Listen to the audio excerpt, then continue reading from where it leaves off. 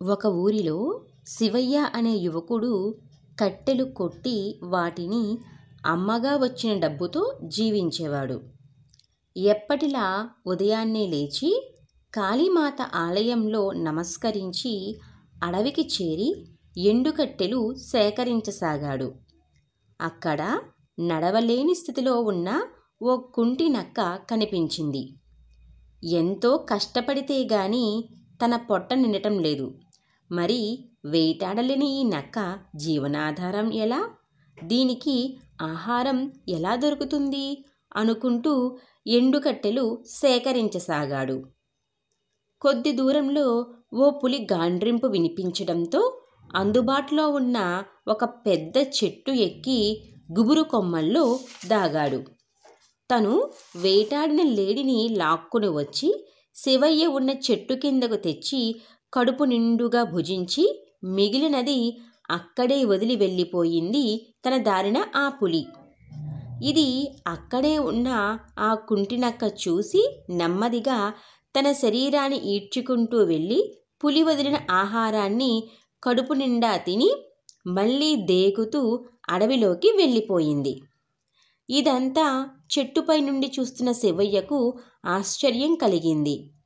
ఎన్నో సంవత్సరాల తరబడి కాళీమాతను పూజించే తనకు మితిమీరిన కష్టాలు ఉన్నా కూడా ఎప్పుడూ ఆ కాళీమాత సహాయం చేయలేదు.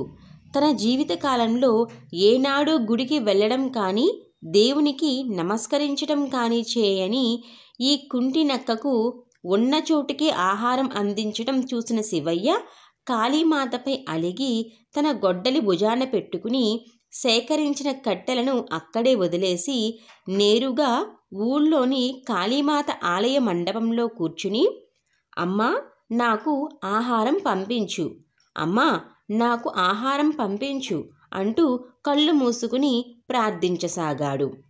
ఇలాగే 2 రోజులు గడిచిపోయాయి. ఆకలి, దాహం, బాధ తాళలేక శివయ్య స్పృహ తప్పాడు. మొహంపై నీళ్లు చల్లడంతో కళ్ళు తెరిచిన శివయ్యకు చేతిలో అమ్మవారి ప్రసాదంతో ఓ అవ్వ కనిపించింది. ఆకలిగా ఉన్న శివయ్య ఆ ప్రసాదం తిని కొంత కుదుటపడ్డాడు. నాయనా, నీవు ఎందుకు స్పృహ తప్పావు అంది ఆమె. అడవిలో జరిగినది వివరించాడు శివయ్య. దానికి ఆవిడ, కాళ్ళు లేని నక్కతోనే నిన్ను పోల్చుకున్నావు. కంఠబలం కలిగిన నీవు పులితో ఎందుకు పోల్చుకోలేకపోయావు?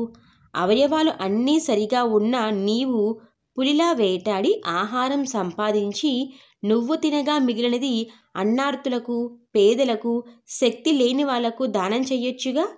మనిషన్నాక తప్పకుండా కష్టపడి పనిచేసి సంపాదించుకోవాలి.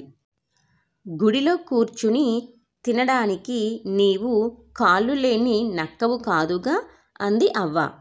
అంతే, అవ్వ నేర్పిన జీవిత పాఠంతో కనువిప్పు కలిగిన శివయ్య గొడ్డలితో అడవి బాట పట్టి నాటి నుండి తన వంతు సమాజ సేవ చేసుకుంటూ అందరికీ సహాయపడసాగాడు.